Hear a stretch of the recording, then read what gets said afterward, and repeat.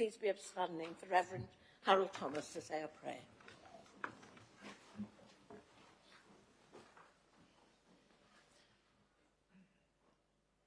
Father God, we give you thanks for this opportunity of coming together once again for the very important task of talking and working out all of the different things for the borough. So we do pray that you will give your blessing on this wonderful borough of Torfaen, a borough which in fact has great care and great concerns, and we do pray for them. We pray for all the officers and for all the councillors and for the work they undertake to make lives easier for us all in our borough.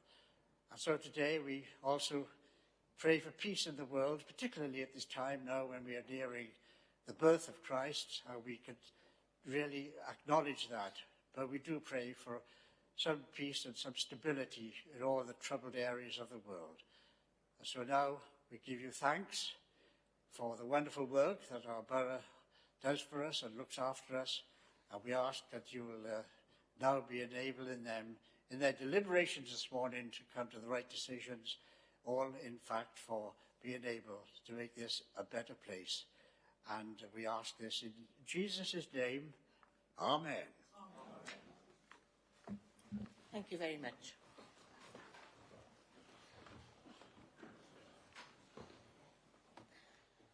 So, Bwrdd Croeso, good morning. I'd like to welcome everyone to this hybrid meeting of the Council.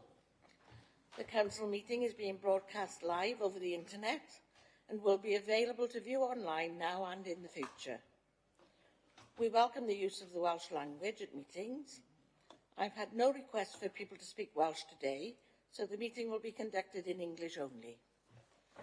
Members in the chamber, please be aware that we're all on camera and you may be visible on screen when people around you are speaking. And please remember to speak clearly into your microphones. Members participating remotely, can you please refrain from using the chat function and instead use the raised hand icon to indicate when you want to speak. Please remember to keep your microphones muted when you're not talking. Moving on to the agenda. Agenda item 1, attendance. Democratic Services will be making a note of members' attendance in the meeting, but should you lose connection, could you possibly leave a comment in the chat bar on your return to ensure that this is picked up? Agenda item 2, apologies for absence. Dominique, have we any apologies, please? We've had apologies from Councillors Joe Gordon and Caroline Price. Thank you. Any other apologies from the floor? Thank you. Agenda item 3, the declarations of interest. Stella Harris, Monitoring Officer and Assistant Chief Legal Officer. Have you any advice for members, please? Thank you, Madam Presiding Member. With regard to the political balance report, which is agenda item number 13, all members potentially have the same personal interest in being appointed to a position which attracts a senior salary. That interest is not prejudicial in view of the exemption in the members' code of conduct. So if I could firstly ask if all members could agree to that personal interest.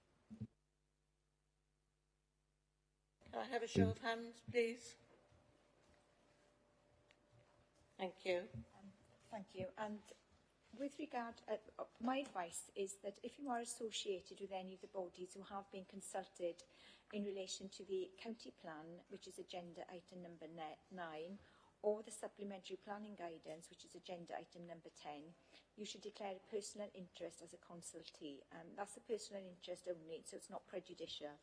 I have been informed of some interests which relate to this. And firstly, Councillor David Williams wishes to declare a personal interest as a member of Cowsakeelock and Llanrama Community Council as a consultee in relation to the county plan report. If I could firstly ask Councillor Williams to confirm that is correct. Correct, Madam Chair. Councillor Linda Clarkson is a member of Pontypool Community Council, and she wishes to declare a personal interest in relation to agenda item number 9. So if I could ask Councillor Clarkson to confirm that. Yes, thank you. I can confirm that. And lastly, Councillor Colette Thomas is a member of Hentlers Community Council who wishes to declare an interest in relation to items number 9 and 10. If I could ask Councillor Thomas to declare that.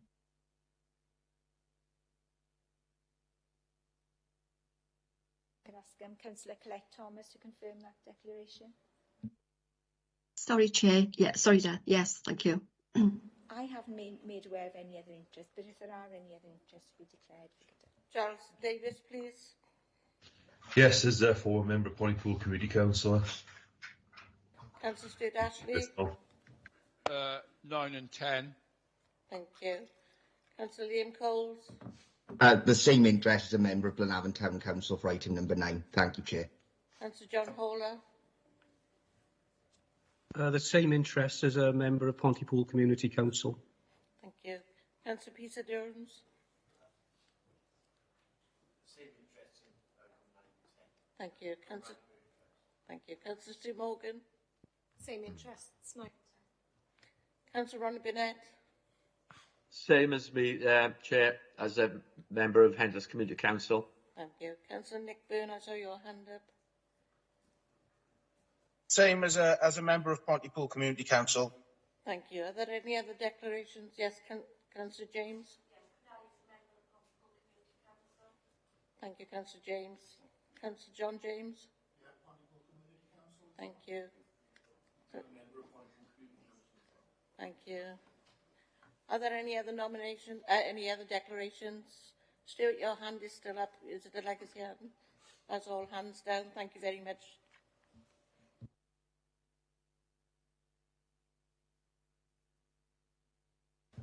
Thank you for that, Dara. Thank you, members. Takes us to agenda item 4, the confirmation of the council minutes of the 25th of the 10th, 2022, starting on page 5. Members, could you possibly state whether you have anything to raise in relation to the minutes? If not, I will take them as approved. I can't see any hands up. Any hands up in the chamber? No. Thank you very much. I'll take those as approved. Agenda item 5, which is the update on actions. Members, the update on what has been done to implement our previous decisions start on page 43 of the agenda. Could you possibly indicate whether you have any questions or comments? I don't see anybody signalling. Can I ask members whether they agree to note the update of the actions then, please? Show of hands. Thank you, they noted. Thank you very much. Takes us to agenda item number 6, which is the receipt of petitions. There are no petitions, so we'll move on to agenda item number 7, public question time. There are no public questions this morning, so we'll move on to agenda item number 8, which is the announcements of the leader and the chief executive. Leader, do you have any announcements, please? Thank you, Madam Presiding Member. First of all, I'd just like to wish all members and officers and everyone watching a happy Christmas. I hope you all have a nice and restful break over the Christmas period, and thank you for all of your hard work over the course of 2022. I look forward to working with you all in 2023. 2 presentations to make, if that's okay, Presiding Member. The first one is to a long-standing friend of the Council who's recently announced his retirement and is here today. So I'd like to say a big thank you to Harel Thomas for all his support and work with the Council over the years. I know he's not disappearing and he'll still be with us to provide support and advice, but his guidance and his friendship to the Council has been very much welcome over the years. So I'd like to present Harel with a gift, which is a sketch of the old Civic Centre.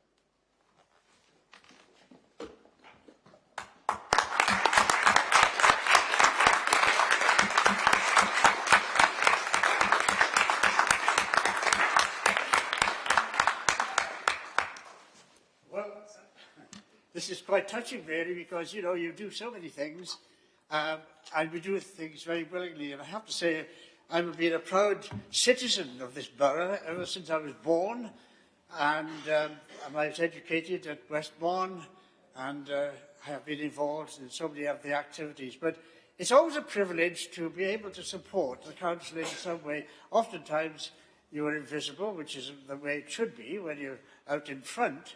But nevertheless, it's always been, shall we say, a good opportunity to make so many friends.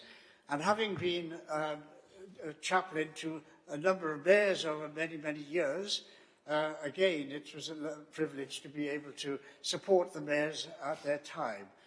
And so I give you thanks very much for this delightful gift, which will be hung now in my study with all my sort of medals and things. And I'm, as I say, quite touched, in fact, because, as I say, we do things which we do things like you are as councillors. You know, you volunteers, you volunteer your time, your service, your energy, and sometimes those of us who are not as visible as you are as councillors. So may I say thank you so much indeed for this very kind gesture, and it's one which I shall treasure. So thank you. Thank you.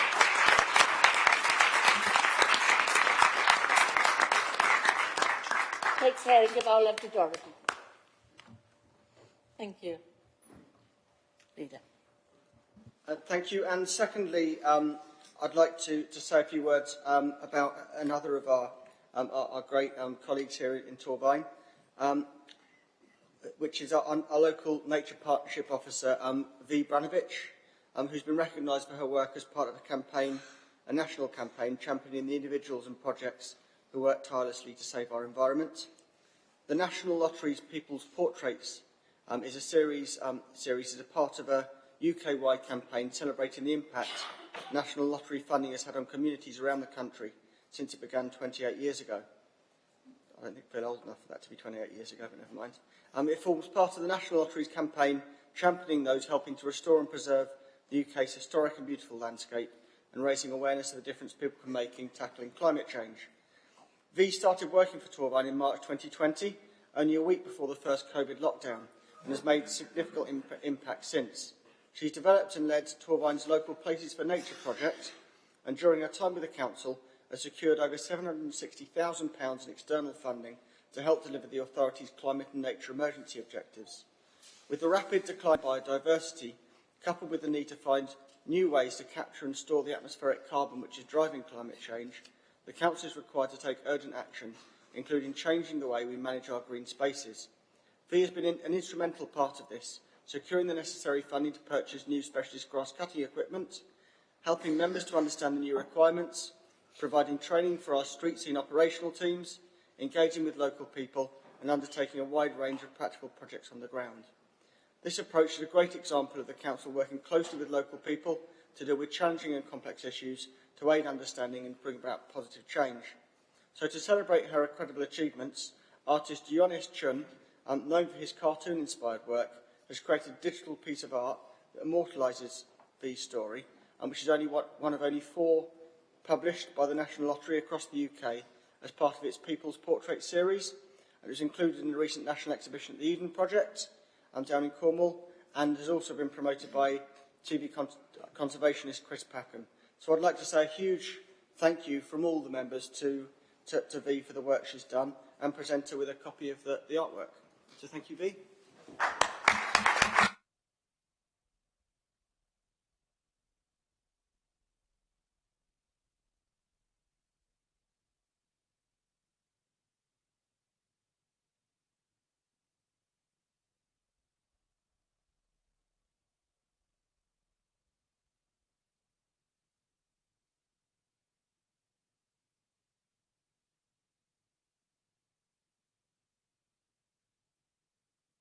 Thank you, Leader. Anything else to report? No? Thank you. Chief Exec, do you have any announcements? Nothing to add from me, Madam Presiding Member. Thank you. Thank you. Congratulations to both our guests this morning, and thank you for all the work that you do within our community. Takes us to agenda item 9, which is the county plan, which is on page 45 of the agenda. Stephen Vick, as the Chief Executive, could you deliver the report, please? Thank you, Madam Presiding Member. So the report sets out the County Plan and Wellbeing Statement for 2022-27 for adoption by Council. It's the right time to produce a new plan for Torvine, as our existing plan comes to an end. We have a new administration with a new set of ambitions, and we have new challenges sitting alongside well-known ones. The plan provides a focus for our organisation, our partners and our communities set around priorities and challenges for our county. In the broadest terms, this includes tackling inequalities across our communities and addressing the climate and nature emergency. It also looks to address local challenges such as the cost of living crisis and the Council's response to this year's Estin inspection. The plan has been developed to encourage working together across the Council on shared problems. Common themes and initiatives aim to ensure that thinking and planning is focused around the big picture. Those themes are connectivity, well-being, sustainability and culture and heritage. They'll sit at the core of our policy making, our planning and design for the future. The county plan is not a definitive blueprint for our work, but a framework within which change can be encouraged, directed and responded to. The plan will be iterative and agile so that new initiatives, challenges and opportunities can be responded to throughout the lifespan of the plan. The plan identifies a set of 9 key priorities, or our wellbeing objectives, which describe as a council more precisely what we will set out to achieve over the course of the life of the county plan. The second appendix to the report meets our statutory requirements around setting of new priorities and wellbeing objectives. It should be seen as a companion document to the county plan, setting out how we have met our statutory requirements under the Wellbeing of Future Generations Act in setting our new objectives, highlighting the process we've gone through, developing the plan, the extensive evidence base that has been considered, the application of the 5 ways of working, the contribution of our objectives on each other and on the national wellbeing goals. The document in many ways should give members the assurance that due consideration has been given to all of the significant drivers that you would expect to see to influence the development of a new county plan. In developing the plan, we've undertaken extensive engagement with members, officers and our communities. This includes around a month of public consultation during November, including an online survey and public drop-in sessions across Torvine. We've promoted the plan using posters and social media. Staff and members were also engaged by email and internal notices. We've also sought involvement from our community councils, Torvine's People Panel, Blenavon, Pontypool and Cwmbran Over 50s groups, Torvine Youth Forum, Torvine Access Forum and the Climate Ambassadors Network. The vast majority of people responding were positive, agreeing with the ambitions of the council. The plan should be viewed in 2 parts, with the second part setting out our first annual delivery plan. These are the key areas we will look to address in year 1. The plan will be reviewed on a regular basis and as schemes and projects are developed. We will produce a new delivery plan for each financial year throughout the lifespan of the county plan, and each new delivery plan will highlight the key activity plan for the coming year and clearly describe a set of activities and measures that will be used to assess the progress being made in delivering against our priorities and ambitions. The delivery plan will form the basis of our quarterly monitoring and reporting during 22-23 and beyond. Activity will be managed through a robust approach to project management to ensure visibility of progress, risk and accountability for delivery. This will include quarterly reporting to Cabinet and 6-monthly reporting to scrutiny. This process will ensure that we collectively keep the plan under review and members and our public continue to have their say in its future development. So in summary, Madam Presiding Member, this is an ambitious plan looking to address the big issues and challenges we face in Torvine. Our activity will be set against 9 wellbeing objectives, 4 focused on people, 4 on our place, and 1 on how we as a council will improve the way that we serve our residents. It's not just about what we're going to do, but how we intend to go about it and how we will be held to account for delivering for our members and our communities. Thank you. Thank you, Chief Executive. Can I ask members if anybody's got any comments? Leader.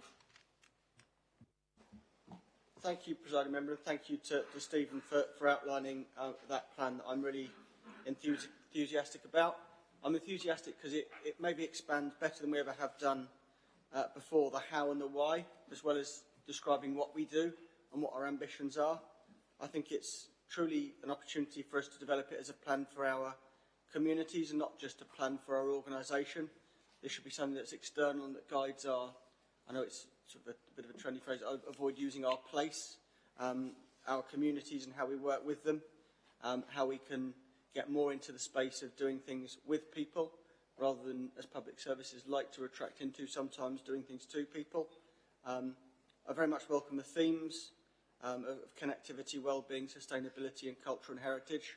I think they're a really good sort of cross-cutting way to look across what we do as a council and what we do in our communities, rather than working in silos, as well as working between council departments, how we can bring in our great community organisations to help deliver those objectives. I think that is vital too. In setting any plan, I think it's key to get the right balance between realism and ambition. You've got to be realistic about what you can achieve, especially in the current climate. But you've also got to be ambitious. You can't just set a plan to survive. Otherwise, you'll never thrive and you'll never build on things. So I think that's important that balance is struck. I think the 9 objectives do that. They are grounded and realistic, but they're not reductive in that sense. So I think that's a good thing. I think as well, it's important for us to think to the long term. It's very easy in this sort of climate to just hunker down and focus on survival, focus on keeping a bare minimum of services running, despite the cuts that we've faced in the last decade and the cuts that look sure to visit us again this decade, unfortunately. I think it's important that we don't just think to the short term, that we think about the kind of services that we've been talking about already this morning, the long-term challenges that we face as a society, thinking of sustainability, to name just one of them, how we can build the resilience of our communities in the long public services. I think that's important, especially in the current climate, and we shouldn't just reduce ourselves to short-term acute service delivery. That's very much linked in, as Stephen says, with the Welfare of Future Generations Act, and both the ways of working and the objectives. I think this is a model of how that can cut through different levels of government. It would be silly for us to have objectives that are completely separate and unrelated and don't refer to objectives in that act. So I think it's good that this plan very much takes on board the language and the approach of the Welfare and Future Generations Act, and hopefully that's something that we can work on alongside the incoming Commissioner. I think measurability and data is key on this. That's something we've tried to improve on, I should say, over the last 12 months with Stephen in post, how we have a good baseline of statistics so that we can get that positive feedback loop going. We can evaluate what we're doing, how it's delivering in practice, and then how we can adapt and improve things if it's not achieving the results that we want. So I look forward to this being a plan that comes back to Council very regularly for us to discuss it, for us to discuss maybe individual objectives and how they're going, so that we can try and improve how things work in the future, as opposed to just having this sit on a shelf. So I'd very much welcome the work that's been done by members and officers on this so far, and just recommend this plan to the Council. Thank you, Leader. I see Councillor Stuart Ashley's hand raised. Very briefly, I'm rather impressed with it, to be quite honest. We, as members, and certainly in cross-cutting, and I'm sure other committees, it fed into what Stephen had taken his time. When you came in as Chief Executive, you looked at the lay of land, consulted with everybody, because as a community councillor, I spoke to you, you spoke to community groups, and then obviously it's gone into this plan. The previous work wasn't wasted either, and as Anthony's just said, the well-being, future generations, everything's fed into it. We've got something we can work with. Certainly at cross-cutting, we asked the questions, we got what your objectives were, and now we've got the plan. And I must admit, the idea that it's coming back to us every quarter is brilliant as well. It's not, as Anthony said, it's not going to sit on the shelf, and I think it's something to commend. I certainly do commend it, and I'm looking forward to something that at scrutiny we can measure it against the data and the rest of it. and that's something. It's a really useful tool, and the 9 objectives. So certainly get that as well. And as you've outlined about the various aspects of it, we've got some really big stuff with austerity and global climate change and the environment and the rest of it. So I think there's something that officers and members can certainly work towards, certainly through into the future. Thank you very much for this, and I commend it as well. As I said, I won't be putting any more. Won't say any more. Thank you, Madam President Officer. Thank you, Madam Presiding Officer.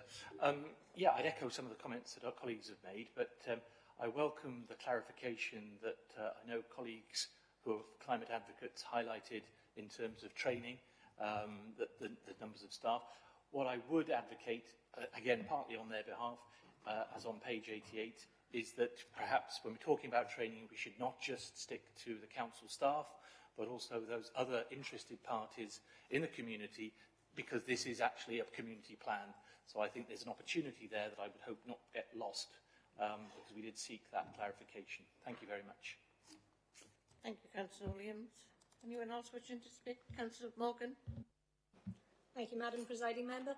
I just wanted to draw attention to the statement made on page 13, which talks about the scale of the financial challenges that we're facing. And I just thought it was helpful in light of what Councillor Ashley was saying about the challenges that are ahead, to note that there's something about a crisis that does bring people together, and that this county plan very much works on that basis, that the objectives are set out across service areas and across departments working together more effectively, that we should be working together across all bodies and across political divides, demographic divides, whatever the divides might be. This is a great need that Torfaen should not just survive these difficult days, but actually thrive in them. And we can do that if we work together. So the proposals to addressing the budget challenge are very much that, thematic proposals, not top slicing, not little percentages here and there dotted across the council, but ways in which we can work more effectively together. I think that can be an inspiring era to live through, albeit a really difficult one, and I really commend the plan and the approach that we're taking to managing our finances as one piece of collective, collaborative working in the interests of our community. Thank you. Thank you, Councillor Morgan. I don't see any further hands up. Can I just thank the officers and members very much. We've had an excellent consultation on this plan, and it's my pleasure to offer it to Council now. The recommendations are on page 51 of the report at 9.1. Members are asked whether they agree these recommendations, please. Thank you. Are there any members against the recommendations? Are there any members wishing to abstain from these recommendations? Thank you very much. That is carried. Thank you very much, Chief Exec. Takes us to agenda item number 10, which is the Torfaen LDP, or the Local Development Plan Supplementary Planning Guidance, which is on page 163. Adrian Wilcock, I understand you're online there. Principal Planner, Planning Policy and Implementation. Could you deliver this report for us, please? Yes, thank you, Madam Presiding Member. Supplementary planning guidance, which I'll refer to as SPGs, are planning documents which are consulted on and then adopted by a resolution of Council following consideration of any comments. As their name suggests, they supplement the policies of the adopted Torfaen Local Development Plan with more detailed thematic or site-specific guidance to the public, applicants and developers and how the plan policies should be applied. However, SPGs do not have the same status or weight as the adopted development plan policies, but they are material considerations in the determination of planning applications and appeals. The report before you today covers 3 SPGs, and I will explain each in turn. So earlier this year, Council approved a 6 weeks public stakeholder consultation on 2 draft SPGs, which was undertaken between the end of January and mid-March 2022. The first is the revised Planning Obligations SPG, often known as a Section 106 agreement, which we received comments upon, but is delayed in returning to Council for consideration and adoption. The reasons for this are explained in paragraph 3.5 of your report, but in essence, we still have two outstanding matters regarding the Affordable Housing Annex to resolve before it can come back to you, which I expect will be in February 2023. The second is the House Extensions and Alterations SPG, attached to Appendix 2 of your report, which we are recommending you resolve to adopt today following consideration of the comments received on the draft, and they're detailed in the report of consultation attached to Appendix 1 and summarised in paragraph 4.4 of your report, and further officer improvements detailed in paragraph 4.5. As SPG lead, I can answer any detailed questions you may have on it after my introduction. And thirdly, we are seeking your approval today to undertake a similar 6 weeks public stakeholder consultation on a new draft site design, master planning and development briefs SPG to update, formalise and add weight to existing guidance published by the Council in September 2020, and that document is attached to Appendix 3 of your report. As detailed above, this draft SPG will be brought back to Council with a report of consultation on any comments received for consideration alongside any other recommended changes before a resolution is made for its adoption. As SPG author, my colleague Rachel Stansfield is here today to answer any detailed questions you may have on it. Finally, I draw your attention to the report recommendations at paragraph 8.1. Thank you, Madam Presiding Member. Thank you, Adrian. Any questions from members? Comments? Nope. The recommendations are on page 168, as Adrian said. Yes, I do. Oh, apologies, Councillor Ashley. Yeah, the last SPG, I'm sorry to bring this in. I must admit I haven't read this fully, but are we looking with the design one, looking at getting some protected characteristics for the new town? Because that question has been raised a few times, certainly at Community Council level. There was a recent joint meeting of Community Councils, and one of the questions that was raised was actually about the new town and its historical context. There actually has been a meeting, I believe, at a larger level last year. And one of the questions that was raised was the protected characteristics of the new town. Is it hopeful that that something will go in there? Yes, Councillor Ashley. If you look at page 208 of your report, or 205, sorry, yeah. There's a whole page on Cumbrian Newtown that does that. That's paragraph 4.13 to 4.18 of the draft supplementary planning guidance. So it's there. You know, when we consult people like Cumbrian Town Council, you know, they can add comment on it, improve it or whatever, but that is a whole page on the characteristics of Cumbrian Newtown. Thank you. I have a further question, if I may, Madam Presiding Officer. When we came to look at some of the peripheral areas of Cumbrian, like Pontypool, there are significant Victorian areas of Cumbrian which are not like the new town. And a good example, in fact, was by our council house, where planning committee was a bit unhappy about certain developments that went in. I won't go into the detail of that, but members of the planning committee know what I'm on about.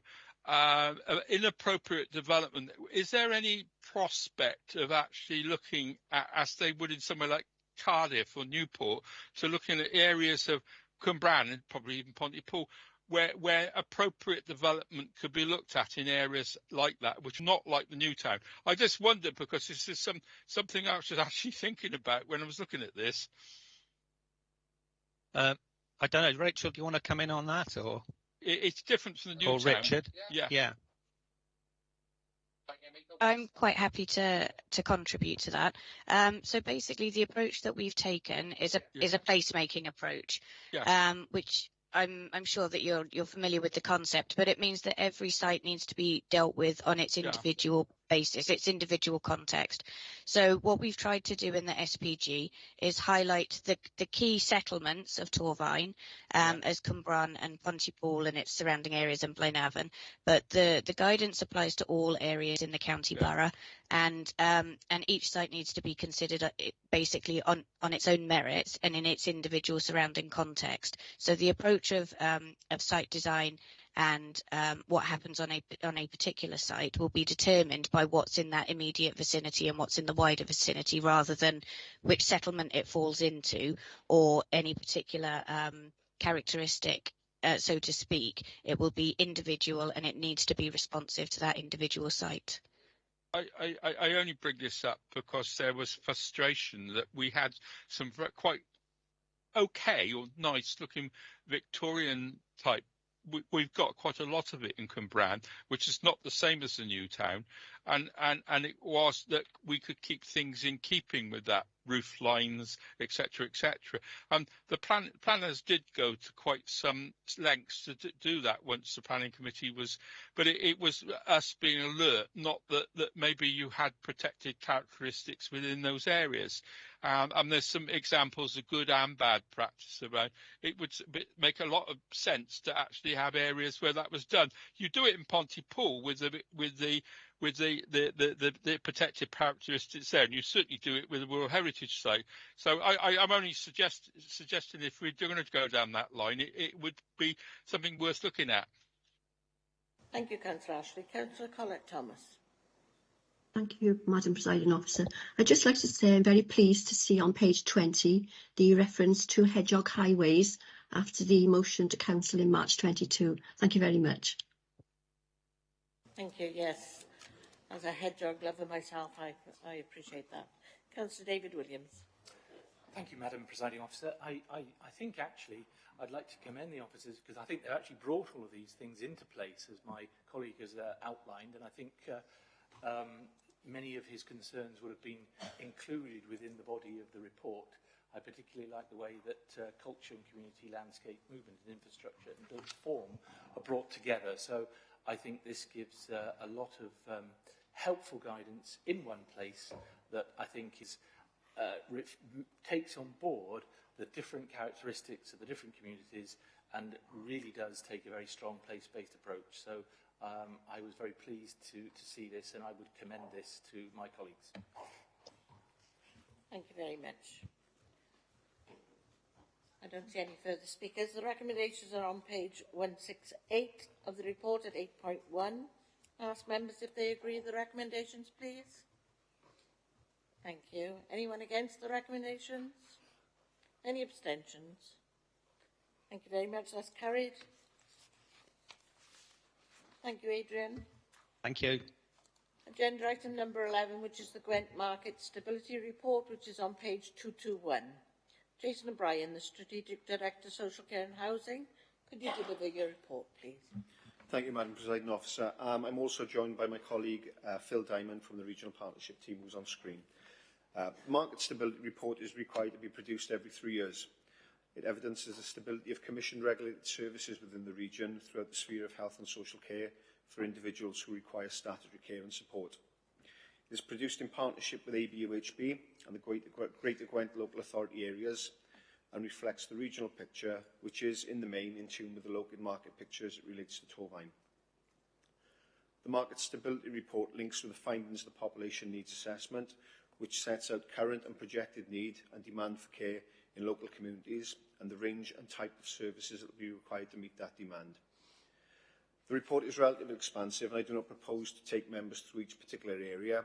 However, whilst there are a number of challenges, the more dominant ones relate to the availability of domiciliary care, with a significant number of hours being unallocated across the region, and this, of course, having a knock-on effect through the entire health and social care system as it relates to adults.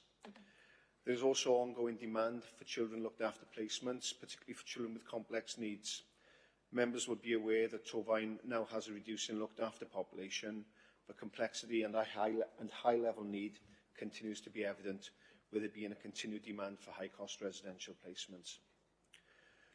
Recruitment and retention of staff is a key challenge across social care and health, and is severely impacting on all aspects of social care provision. There's a significant amount of work taking place on a regional basis to attempt to mitigate this. The issues raised within the Market Stability Report are being addressed by the Regional Partnership Board, and a broad range of measures to mitigate threats to market stability are continually being adopted. The recommendation is that Council considers and approves the Market Stability Report as a reflection of the current market position. Thank you, Madam Presiding Officer. Happy to take any questions. Thank you, Jason. Are there any questions? Councillor Gordon. Thank you, Madam Presiding Member. Not a question, it's more of a sort of observation. People who know me and have heard me speak on this subject, perhaps with my Labour colleagues, know this is something I'm deeply passionate about, is the care sector and the link into health and all the rest of it.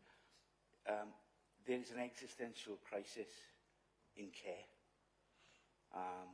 The wages that are being paid are at the bottom end of the scale.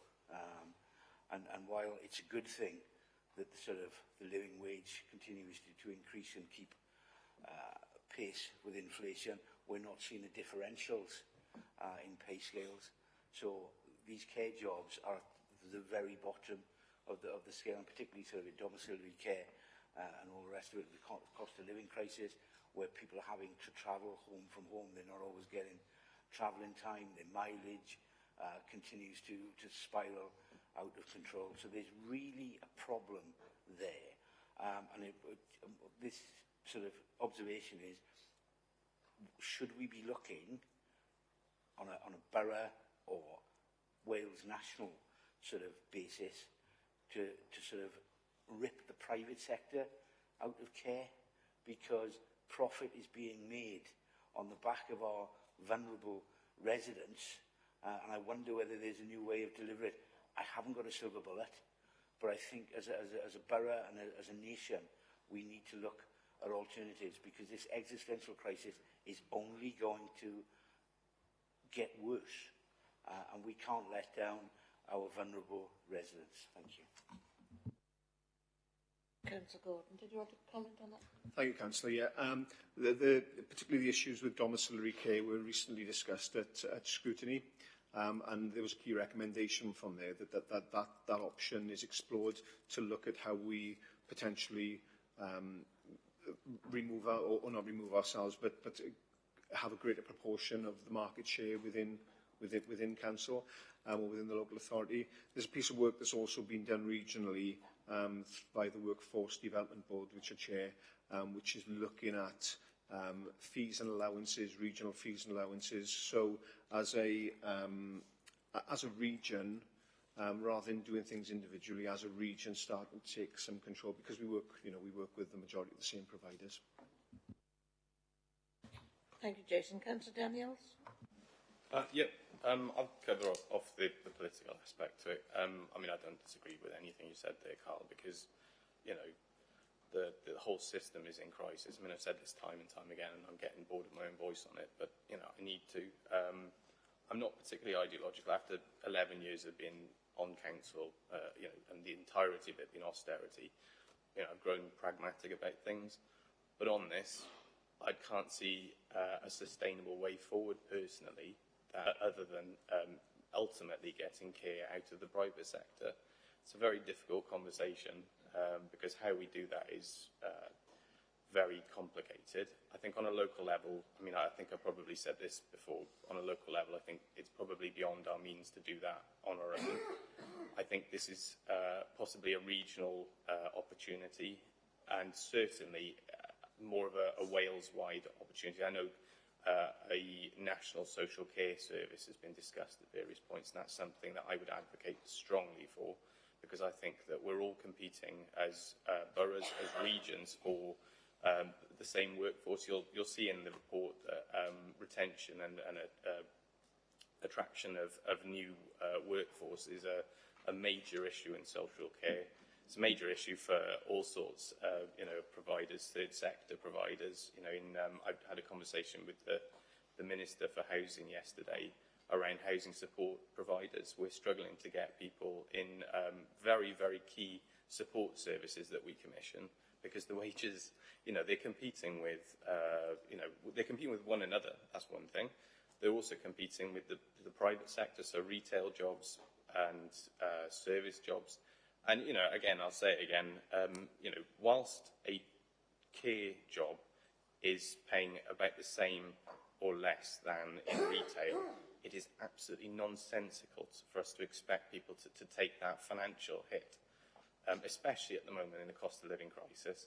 You know, it's an incredibly taxing job. You are tasked with giving the dignity and well-being of all sorts of people with incredibly complex situations, and it's a skilled job, quite frankly, and it should pay as a skilled job.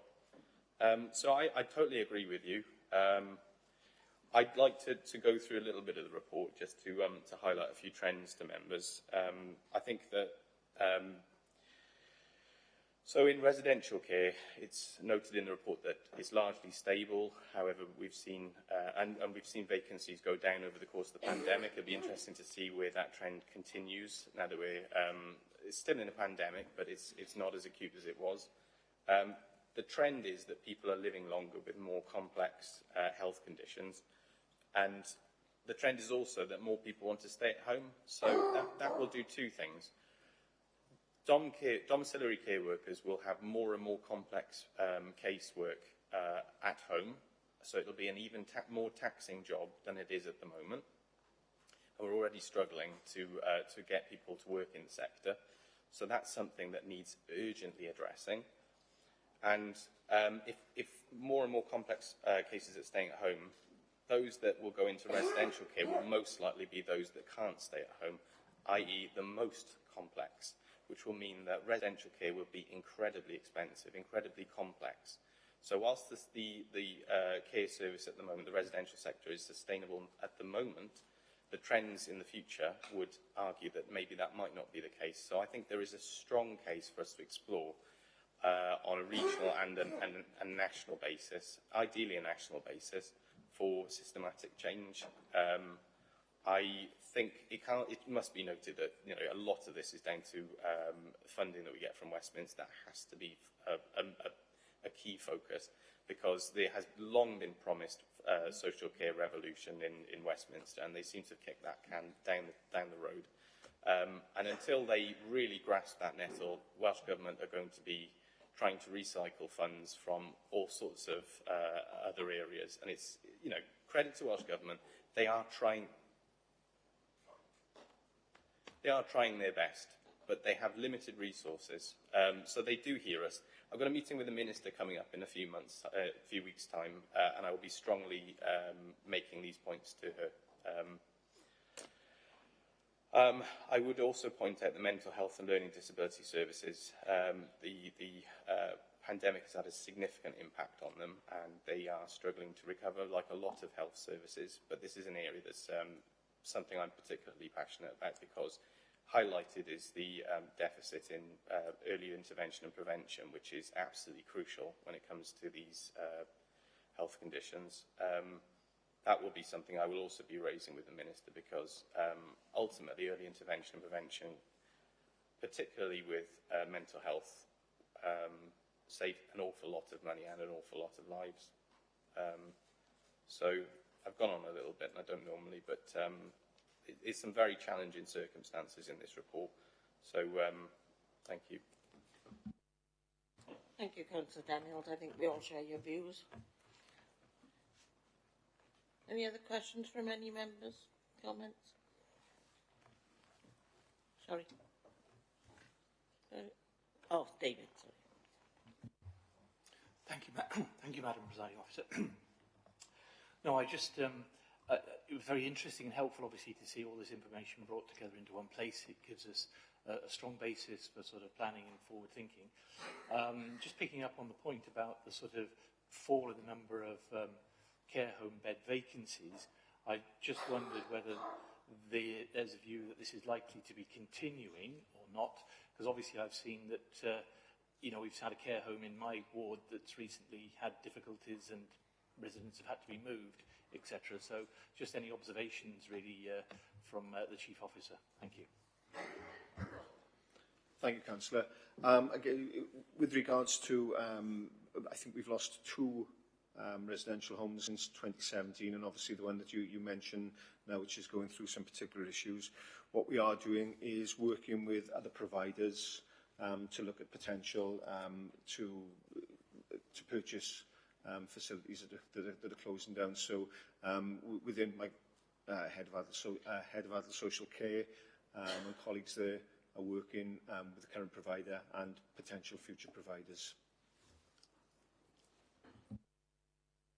I mean, this is where the private sector, sort of the fallibility of it comes in, because they have to turn a profit. They have to make a profit to keep going, and that capacity might be full at the moment. But if, like I say, if the trend is that cases are getting more and more complex, that's going to require more and more intensive support for those particular individuals. And you know, whilst profit is a factor, there is a risk of care homes leaving the market, and that makes me very uncomfortable personally, because the lives of these families. I mean, you know, members will be aware of the care homes that we've lost and are losing at the moment.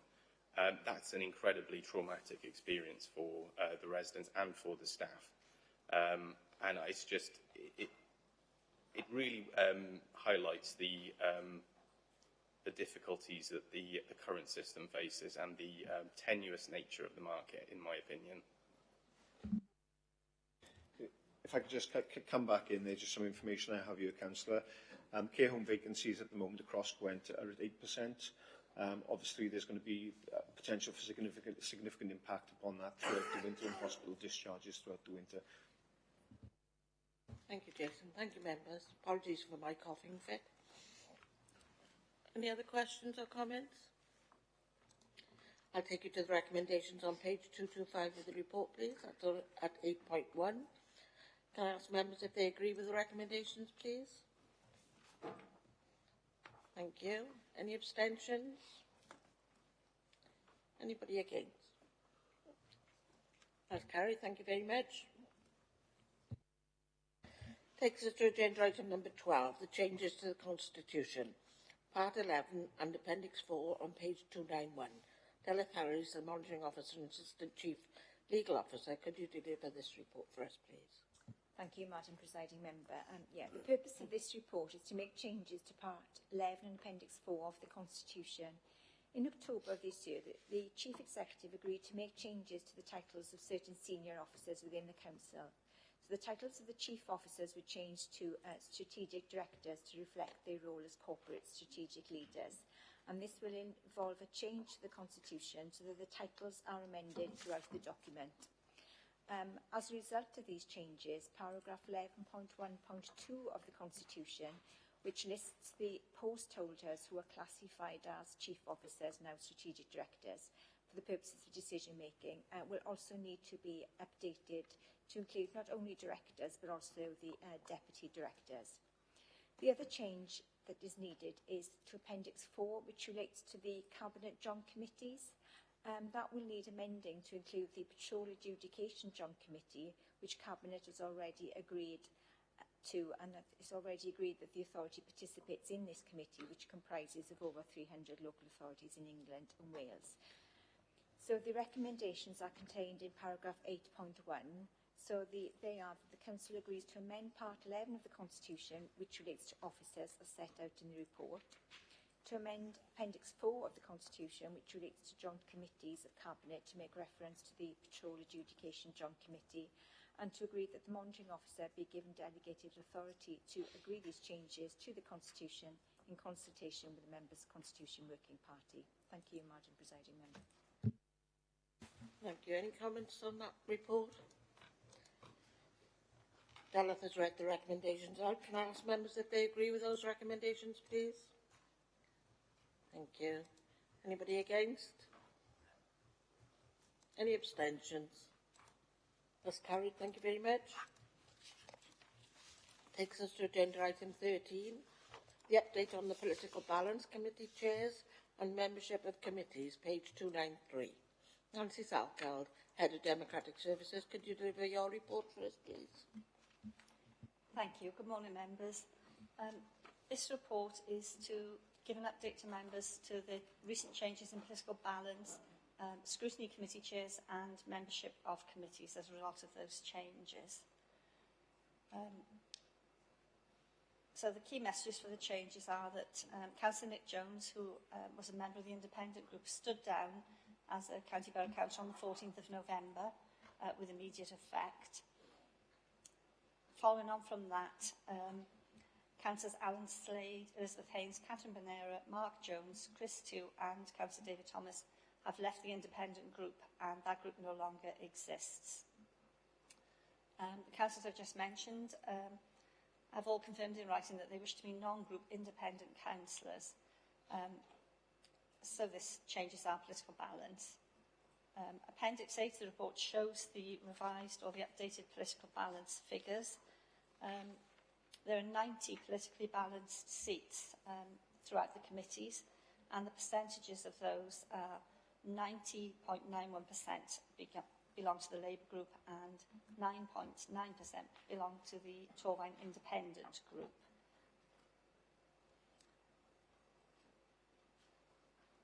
So those Appendix A shows the seat allocations that have gone to each committee. Several of the non-group independent councillors have requested to sit on regulatory and scrutiny committees, and these requests have been agreed to.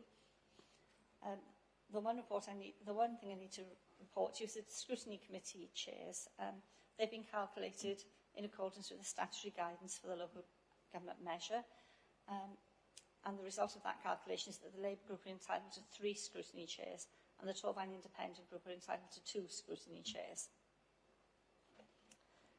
I circulated this morning a list to all members of the committee seats. I don't plan to read all the committee seats out this morning unless anybody wants some information on a political committee or have got any questions about them. The change in the scrutiny chair is for Prosperous Committee, and Councillor Nick Haller is the chair of that committee. So if there aren't any questions or any further information needed, we can go to the Are there any comments or questions for Nancy? Thank you very much, Nancy. The recommendations are on page 6. Apologies, Chair. Councillor Ron Burnett's got his hand up. Oh, yes. Apologies, Councillor Burnett. That's okay, Chair. Thank you. Thank you very much. Thank you, Nancy, for your report and for the work you've had to put into this once again, sorting out the chairs and the committees and political balance. And I'll say once again, there's been a change in the independent group. They've split up due to whatever differences they have, and some of them throwing their toys out the pram and leaving other members to come and pick it up. We, the independent group of Torfaen, the original independent group, have and will always have our feet firmly on the ground. We work for the people of Torfaen and not to boost our egos. I wonder what the people of Torfaen are thinking after such a short time when this other group was formed and such a short time down the road. They're split as they had their differences between them and then they're unable to work together as a team. Sad, really. I thought they had big aspirations there. But let's wait for the new year. I'm sure there'll be some more changes when they decide what they want to do with themselves or what they're going to call themselves. And I said, just watch this space till after the new year. And I thank Nancy once again for her patience, and she really does have some patience. And I'm sure that the changes will come in the new year when they can make their minds up. And in the meantime, everybody else has to pick up the pieces as we have done before. At that, I'll leave it at that and just wish everybody a Merry Christmas. Thank you. Thank you, Councillor Burnett. I don't see any other further hands up. I'm taking you to the recommendations now on page. It's on 6.1 and 6.2 of the report on page 294. Can I ask members whether they agree with the recommendations, please? Anybody against the recommendations? Councillor Burnett, you have your... No, it's down, Chair. It's gone. Thank you. Are there any members who would like to abstain from these recommendations? Thank you very much. Thank you, Nancy, for the report. That takes us to agenda item number 14, the Gwent Public Service Board, Joint Scrutiny Committee update and appointment of member representatives, which are on page 297. Lyndon Puddy, Head of Public Service Support Unit, could you deliver this report for us, please?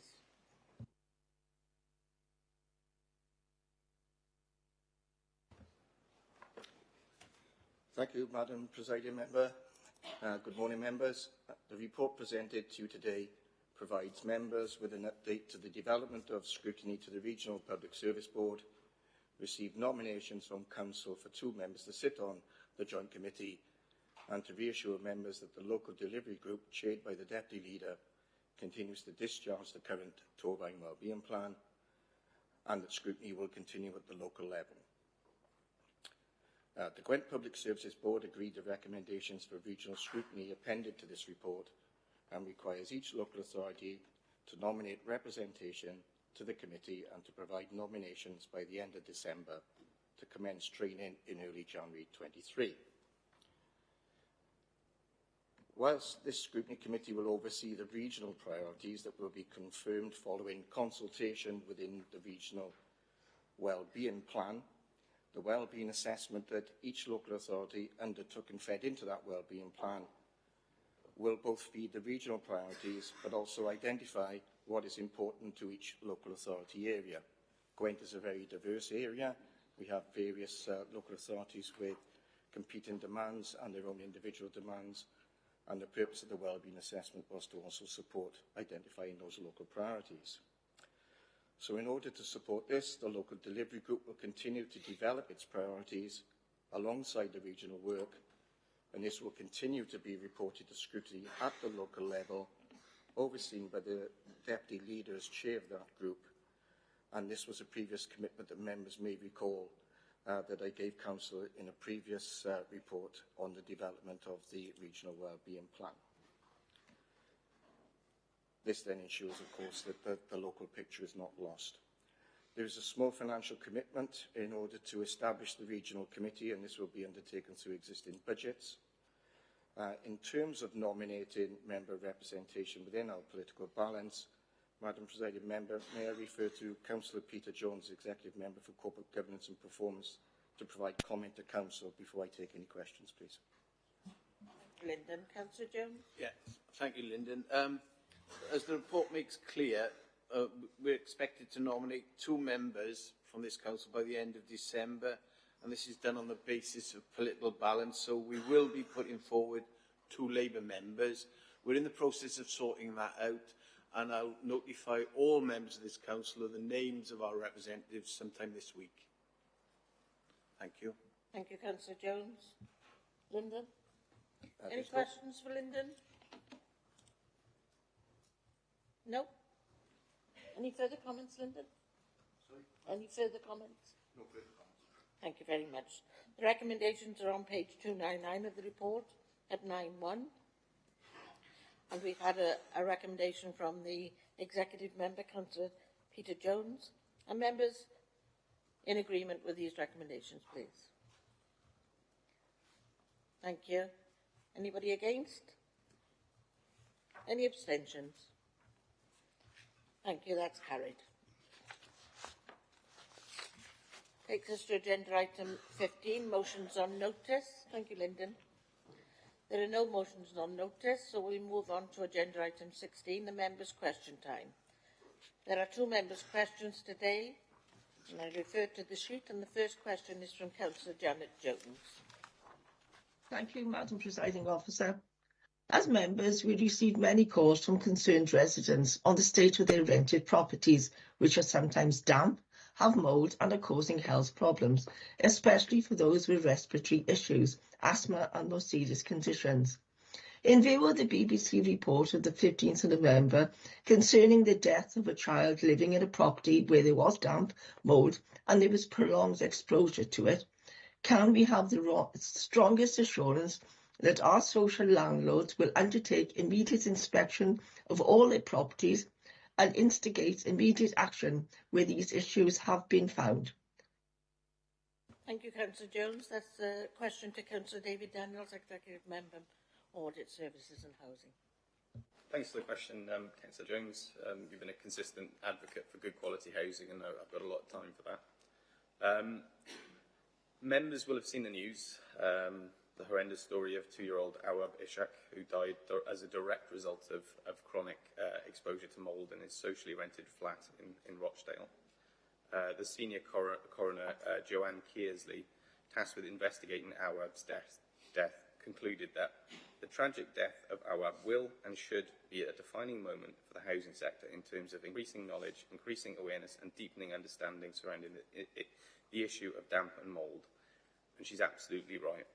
It should never take the death of a 2-year-old child to force this conversation to the fore, but here we find ourselves. On a local level, I'm determined we play our part. I've instructed officers to seek reassurances from our partner social landlords and have to date received swift responses from Melyn and Bronavon. I've asked permission to share their full responses with members and will do so after this meeting. Both Bronavon and Melyn have provided strong assurance that they take each and every issue surrounding damp and mould very seriously and aim to respond to issues of concern as soon as possible. As you'd expect, both have identified that they expect to see an increase in mould and damp-related cases over the winter months. The winter and temperature conditions are ripe for the growth of mould, and with the cost of living crisis forcing households to limit their use of heating, we have on our hands a potential health crisis. At our next regional partnership board meeting, I'll be raising the issue with health colleagues and will be making clear that this is not just a housing matter, this is a health matter too. Both organisations have said that they readily provide advice, information and support to the tenants, both in print and on their websites. That advice and support to tenants include preventative measures to tackle damp and mould, money advice services, and financial inclusion and referral to council services where needed. Our social landlords have confirmed that they have systems in place where they're actively tracking through stock condition surveys and identifying properties that require remediation. Damp and mould is included in that programme of works. Both organisations have assured that they are responding to these issues and surveyors are attending properties and prioritising work to be undertaken, both in terms of remediation and also to offer advice and assistance. Across both associations, 64 properties are identified as requiring priority attention. So I met with Councillor Jones and Councillor Horler, who expressed their concerns about damp and mould issues in housing in Blanavon and across Torvine recently, and I discussed with them the prospect of holding it's depressing to talk about a damp and mould surgery, a series of them across the borough in the new year. So I've been working with multiple agencies to explore this as a possibility, where we would have our registered social landlord partners. It will be an awkward conversation for them. Citizens' advice, financial inclusion, Public Health Wales, crucially, and other sort of third sector partners present in surgeries dotted about the borough, so Blanavon, Pontypool, Cwmbran, for people to drop in with their mould and damp related issues to try and take care of the holistic picture, not just the structural issue. So I'll be working on that. I've got a meeting with those agencies coming up soon, and we'll hopefully have some dates and venues in the new year. So that is something I'm trying to do on a Torvine Council level. We're not a stockholding authority anymore, but that's not to say that we don't have responsibilities to go that extra mile to protect people. I hope this has been helpful to you. Like I say, I'll share the responses I've had from Melyn and Bronavon. We are expecting also a response from Pobble too. They're a much smaller landlord, but so it was crucial that Melyn and Bronavon got back to us for this. And I'd like to assure members that it will remain a key issue for me that I'll be following very closely over the coming months, because you know, I mean, the death of the 2-year-old child hit me on a personal level because my daughter's coming up too. So what that family must be going through, and the grief and the mixture of grief and anger at the situation they found themselves in is horrendous. So it's something that I feel very passionate about, and I know you do too, Janet. So it's something I can assure you I'll be following throughout the coming months, and I would be more than happy to come back with a response as and when I've got one. And I'd be more than happy to invite members to those mould and damp surgeries in their wards. Okay. Thank you. Thank you. Thank you, Councillor Daniels, for your response. I much appreciate that. Yes, it may be uncomfortable for our social landlords, but they have a duty of care, and we have to ensure the safety of all our families and children. So I welcome the surgeries, and I'm sure Councillor Horler, myself, and probably, no doubt, Councillor Liam Cowes will welcome being involved. Thank you. Thank you, Janet. Thank you, councillors. It is a very important issue, and thank very much for taking time out to ask the question, Councillor Jones. Councillor Alan Slade, your question, please. Thank you, Madam Presiding Member.